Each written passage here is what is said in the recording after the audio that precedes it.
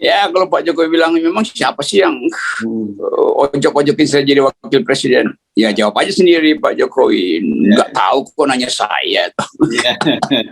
Jadi udah terjadi semacam bentukan kebudayaan yang menganggap bahwa ya Pak Jokowi itu orang yang selalu bersembunyi ketika justru udah terjebak gitu kan. Ya kalau terjebak ya udahlah keluar aja dari persembunyian. Udah terjebak ngapain lagi sembunyi itu. Jadi ambisi Pak Jokowi nggak mungkin dia pertanyakan sendiri itu. Jadi orang memang mendefinisikan bahwa Pak Jokowi ambisinya nggak habis-habis dari mau jadi 3 periode gagal, berupaya untuk melalui KIB udah berantakan KIB, lalu sekarang mau jadi wapres saja dan bahkan udah ada fasilitasnya tuh apa namanya Prabowo Jokowi apa itu segala macam itu tuh. Tapi mungkin Pak Jokowi juga akan bilang saya nggak mau jadi wapres, saya mau jadi menteri sosial aja nanti itu. Ya udah sebutin aja kalau itu nggak perlu ada musyawarah rakyat segala macam. Jadi dari awal persiapan Pak Jokowi memang terbaca oleh publik kok. Mulai dari berupaya untuk mengubah aturan 3 periode, lalu masuk pada musyawarah rakyat segala macam, dan sekarang diupayakan melalui juru bicara Mahkamah Konstitusi bahwa boleh wakil presiden. Jadi semua rentetan itu algoritmanya mengarah pada keinginan Jokowi untuk tetap bisa mengendalikan politik Indonesia. Nah di situ jebakannya tuh. Bayangin misalnya kok Pak Prabowo jadi presiden atau Pak Ganjar jadi presiden atau Anies jadi presiden tuh. Lalu Jokowi kasih semacam sinyal lindungi saya, lindungi keluarga saya, itu nggak akan ada yang peduli karena begitu terjadi perubahan politik, kimia juga berubah tuh, fungsi masyarakat sipil makin menjadi-jadi tuh. Karena berkali-kali saya terangkan bahwa bandul politik akan bergeser dari ekstrem kiri ke ekstrem kanan, dari prinsip-prinsip yang oportunis di zaman Jokowi ke prinsip yang terbuka dan berintegritas itu yang akan terjadi, yang ditagih. Karena terlalu lama Pak Jokowi memanfaatkan kekuasaannya untuk sekedar siksak dan gak ada arah tuh. Siksak tuh kan gak ada arah tuh. Oligarki juga akan menganggap udah kita tinggalkan aja Pak Jokowi karena udah gak ada gunanya juga. Para pengusaha bisnis besar sekarang mulai mendekati capres yang potensial untuk melindungi bisnis mereka. Jadi lebih baik Pak Jokowi paham bahwa kekuasaan itu tidak mungkin dilindungi dalam sistem demokrasi itu. Yang mencari perlindungan justru pemain-pemain bisnis karena mereka yang punya kepentingan dengan bisnisnya tuh ke masa depan. Jokowi kepentingannya apa? Jadi itu yang kita menasihati sebenarnya presiden supaya waktu dia lengser orang nggak cerca dia tuh. Kita ingin presiden itu kalau Jokowi lengser orang nggak kalau dia lewat di mall, Pinocchio lewat, ya, apa namanya king of lip service lewat, kan nggak enak tuh. Jadi sebaiknya Pak Jokowi kasih aja pidato bahwa saya memang sudah memperhatikan keadaan kehidupan demokrasi dan saya kurang berhasil untuk menjadikan Indonesia itu punya harapan. Oleh karena itu, saya berharap pengganti saya itu melanjutkan kepemimpinan saya. Begitu aja sinyalnya. Nggak usah kasih sinyal bahwa Ganjar mesti ganti dia, atau Erick Thohir, atau Prabowo. Itu justru berbahaya bagi Pak Jokowi. Begitu Pak Jokowi yang saya hormati sebagai manusia ya, bukan sebagai kepala negara tuh.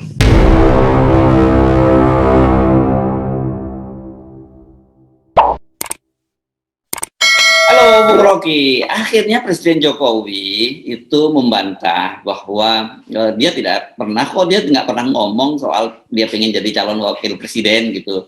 Nah, respon dari netizen ini macam-macam. Sebagian ada yang sebagian besar saya kira tidak percaya, tapi ada juga yang percaya. Cuman ada tambahan, kata dia. Sebenarnya ini omongan ini bagus, kabar bahwa Pak Jokowi nggak ada niat jadi cawapres, tapi sayangnya kalau yang ngomong Pak Jokowi. Nah ini saya udah berat ini kalau situasi segini. Jadi saya membayangkan dalam posisi Pak Jokowi ini, buat sialan ya, gue kok ngomong bener salah, nggak ngomong juga gue salah. Jadi gimana nih Bang Rocky? Ya kalau Pak Jokowi bilang memang siapa sih yang ojok-ojokin saya jadi wakil presiden? Ya jawab aja sendiri Pak Jokowi. Nggak tahu kok nanya saya. Jadi udah terjadi semacam bentukan kebudayaan yang menganggap bahwa ya Pak Jokowi itu orang yang selalu bersembunyi ketika justru udah terjebak gitu kan. Ya kalau terjebak ya udahlah keluar aja dari persembunyian. Udah terjebak ngapain lagi sembunyi itu. Jadi ambisi Pak Jokowi nggak mungkin dia pertanyakan sendiri itu. Jadi orang memang mendefinisikan bahwa Pak Jokowi ambisinya nggak habis-habis, dari mau jadi 3 periode gagal, berupaya untuk melalui KIB udah berantakan KIB, lalu sekarang mau jadi wapres saja, dan bahkan udah ada fasilitasnya itu apa namanya Prabowo Jokowi apa itu segala macam itu tuh. Tapi mungkin Pak Jokowi juga akan, saya nggak mau jadi wapres, saya mau jadi menteri sosial aja nanti itu. Ya udah, sebetulnya aja kalau itu nggak perlu ada musyawarah rakyat segala macam. Jadi dari awal persiapan Pak Jokowi memang terbaca oleh publik kok. Mulai dari berupaya untuk mengubah aturan 3 periode, lalu masuk pada musyawarah rakyat segala macam, dan sekarang diupayakan melalui juru bicara Mahkamah Konstitusi bahwa boleh wakil presiden. Jadi semua rentetan itu algoritmanya mengarah pada keinginan Jokowi untuk tetap bisa mengendalikan politik Indonesia. Nah di situ jebakannya tuh.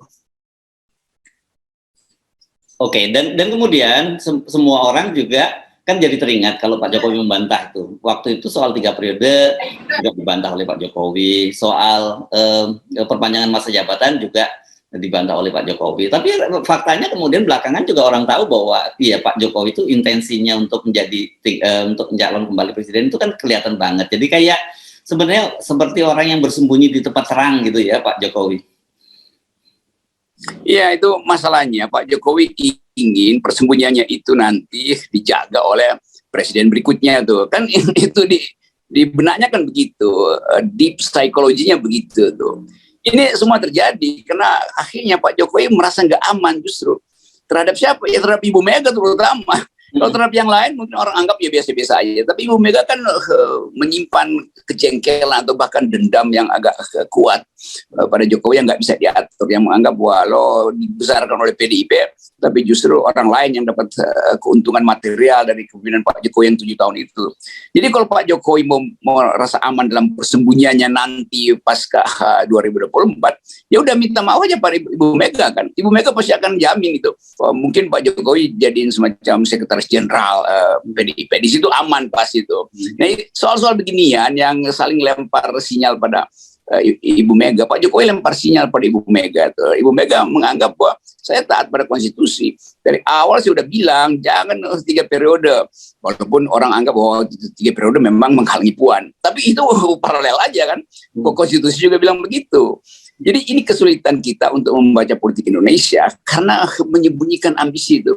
Dan Jokowi seperti di dalam semua hal dia tidak mau eksplisit. Dia mau lihat dulu rame baru dia berkomentar. Padahal ini udah rame dari awal soal-soal ini. Jadi kesempatan Pak Jokowi untuk menunjukkan integritasnya udah hilang, udah habis. Bahkan di mata Ibu Mega ya udah dianggap udah terserah deh, lu mau kemana pun udah gue nggak peduli lagi. Kira-kira itu intinya.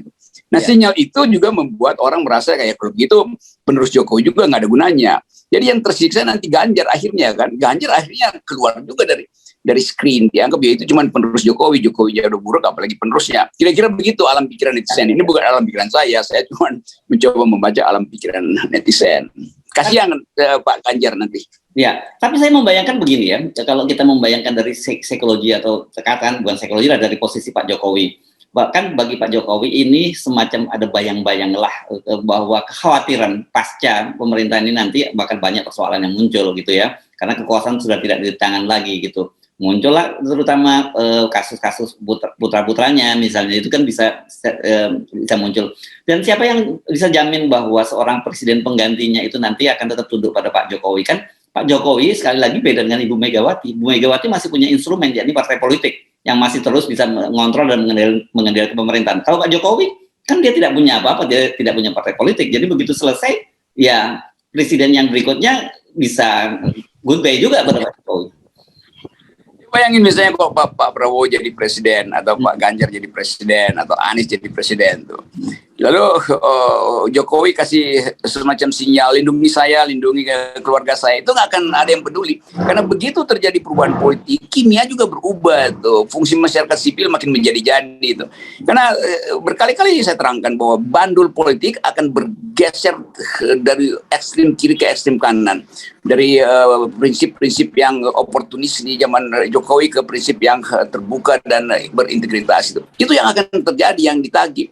Karena terlalu lama Pak Jokowi memanfaatkan kekuasaannya untuk sekedar siksak dan gak ada arah tuh, siksak tuh kan gak ada arah tuh.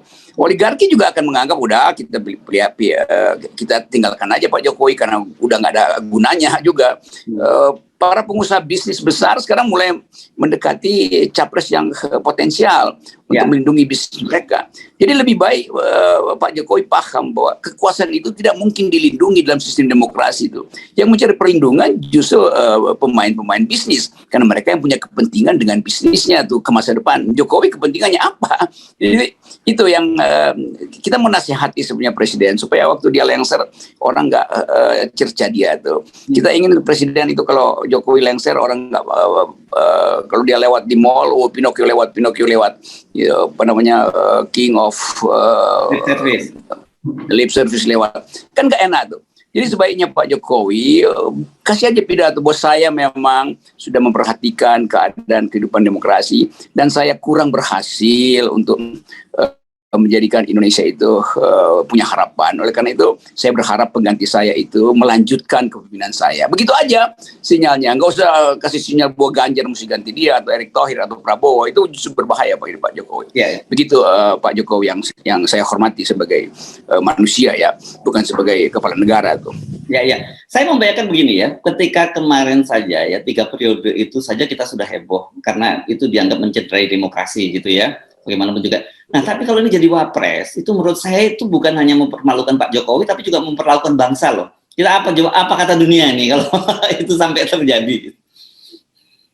Ya, dunia akan bilang daur ulang pun itu salah. Masa daur ulang gradasinya turun. Justru kalau daur ulang gradasinya naik itu artinya ramah lingkungan. Kalau dari presiden jadi wakil presiden, orang melihat artinya nggak ada mutunya nih orang nih, dia tetap ingin mengendalikan presiden yang dia atur-atur itu kan. Itu soalnya tuh. Jadi tetap kalau Jokowi ingin jadi wakil presiden, orang anggap dia sebetulnya memang presiden walaupun jabatannya wakil presiden. Artinya dia akan pilih presiden yang bisa dia kendalikan sebagai wapresnya. Padahal sebetulnya juga nggak bisa tuh, sebagai presiden aja dia nggak bisa ngatur negara, apalagi sebagai wakil presiden kan. Jadi poin itu juga wakil presiden kan itu bukan sesuatu yang berguna sebetulnya, itu hanya untuk keadaan darurat. Tapi Pak Jokowi mungkin merasa begitu, ada kedaruratan maka dia bisa maju sebagai presiden kembali itu.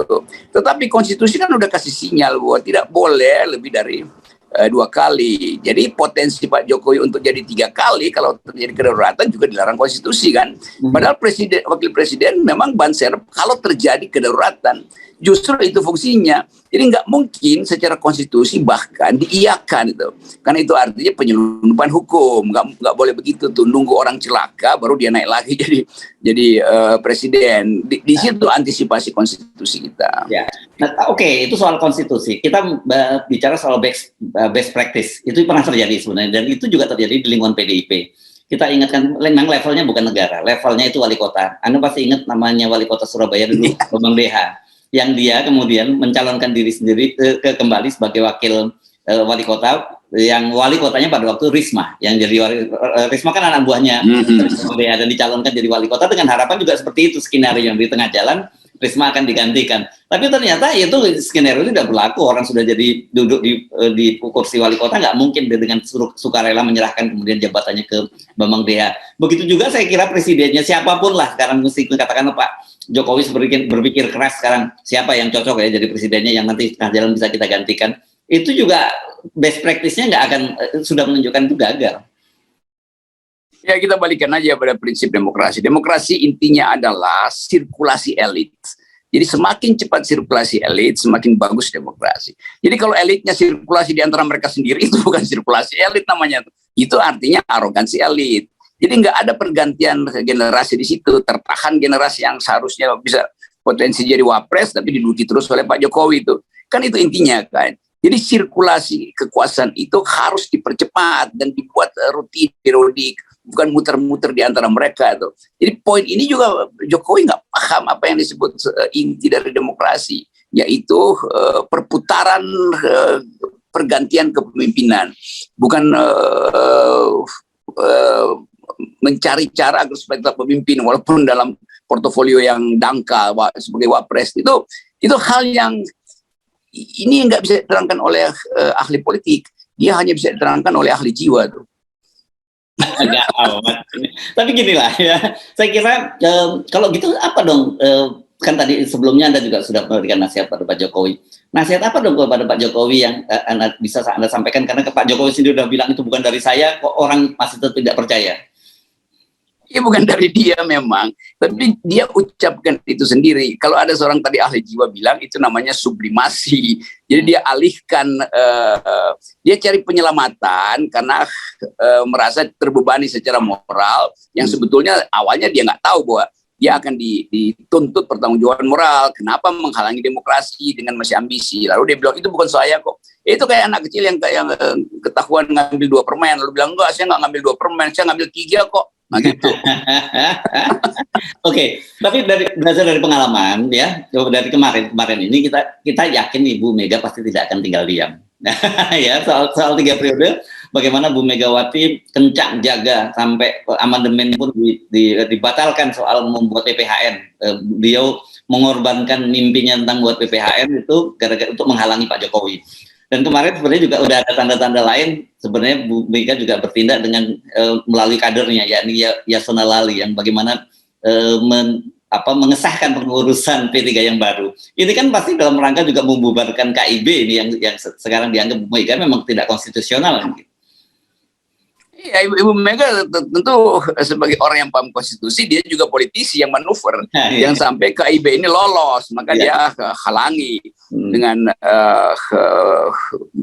menyepak P3 dari situ tuh. Lalu tiba-tiba dalam 4 jam udah langsung keluar keputusan. 10 jam kalau nggak salah, saya bukan 4. 10 jam kalau salah. Ya 10 jam itu diumumkan, tapi sebetulnya 4 jam udah diketik selesai itu barang itu. Jadi terlihat persaingan terus antara Jokowi dan Ibu Mega. Nah, Ibu Mega pasti tersinggung juga dengan ide Wakil Presiden Jokowi. Karena bagaimanapun Ibu Mega bahkan kalau Puan nggak bisa jadi presiden ya sebagai wakil, karena itu Puan diutus ke semua partai. Jadi gerakan Jokowi menjadi wakil presiden itu bagi Ibu Mega itu menghalangi Puan untuk jadi wakil presiden, kan begitu cara berpikirnya tuh. Jadi makin jengkel Ibu Mega. Masa jadi wakil presiden aja kader PDIP yang harusnya didukung Jokowi, dia mau ambil juga kursi wakil presiden. Jokowi ingin nyingkirkan Puan sebetulnya sebagai pesaing wakil presiden, begitu. Ya, repot ini, maju kena mundur kena ini Bung Rocky kalau udah begini posisinya. Yes, yang nggak boleh mundur adalah ide bahwa kompetisi harus dimulai dari nol dan kita biarkan semua orang itu bertanding tuh. Dan Anies ada di radar pertama itu. Kita undang Ganjar untuk juga ucapkan sesuatu. Jangan nunggu fatwa dan berkah dari Pak Jokowi aja. Pak Jokowi aja udah kehilangan legitimasi tuh. Ya. Oke. Tetap 0% Bung Rocky. Yes, ini intinya. Thank you. Ya.